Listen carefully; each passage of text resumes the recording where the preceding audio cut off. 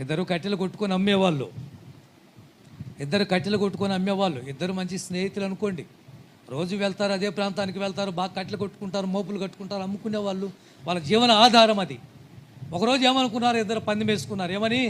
ఈరోజు ఎవరు ఎక్కువ కట్టెలు కొడతారో చూద్దామా అన్నాడు. అట్ట చూస్తామంటే కుదరదబ్బాయి. ఎవరు ఎక్కువ కొడతారో వాళ్ళకు తక్కువ కొట్టిన వాడు కట్టెలన్నీ ఇచ్చేయాలి, ఈరోజు ఎన్ని కట్టెలు కొట్టినా ఇచ్చేయాలన్నాడు. సరే, ఇద్దరు పందెం పెట్టుకున్నారు. ఉదయం 9 గంటలకు పందెం ప్రారంభమైంది, స్టార్ట్ అయింది. ఇక ఇద్దరు కొడుతున్నారు. ఒకడేమో కొడుతూనే ఉన్నాడు, ఒకడేమో గంట కొడతాడు, చెట్టు కిందికి వెళ్తాడు, మంచినీళ్ళు తాగుతాడు, 10 నిమిషాలు కూర్చుంటాడు, అరగంట కూర్చుంటాడు, మళ్ళీ వస్తాడు. మళ్ళీ వచ్చి ఒక గంట కొడతాడు, మరలా ఆడికి వెళ్తాడు, ఈసారి మజ్జిగ తాగుతాడు, కాసేపు ఆడు కూర్చుంటాడు, వస్తాడు. వీడికి ఎలా ఉంటుంది తెలుసా?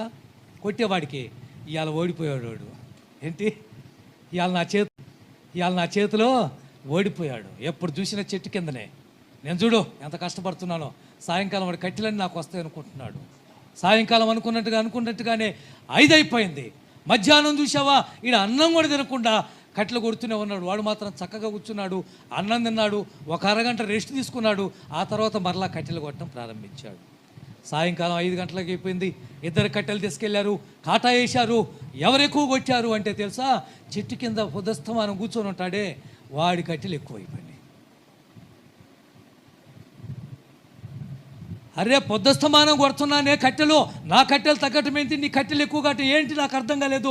నువ్వు ఈ మంచులు దాటడానికి చెట్టు కిందకి వెళ్ళావు, మజ్జిగ దాటడానికి చెట్టు కిందకి వెళ్ళావు, భోజనం తినడానికి చెట్టు కిందకి వెళ్ళావు, నేనేమో ఏమి మంచులు కూడా తాకుండా కట్టెలు కొట్టాను, ఎందుకు తగ్గినాయి?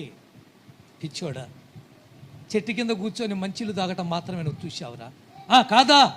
చెట్టు కింద కూర్చొని మజ్జిగ తాగటం, చెట్టు కింద కూర్చొని మంచిలు తాగటం మాత్రమే నువ్వు చూసావురా? కాదా? చెట్టు కింద కూర్చొని మజ్జిగ తాగటం మాత్రం నువ్వు చూసావురా? కాదా? చెట్టు కింద కూర్చొని అన్నం తినటం మాత్రం నువ్వు చూసావురా? కానీ చెట్టు కింద కూర్చున్నప్పుడల్లా నా గొడ్డలకి ఏం పెట్టాను? పదును పెట్టాను.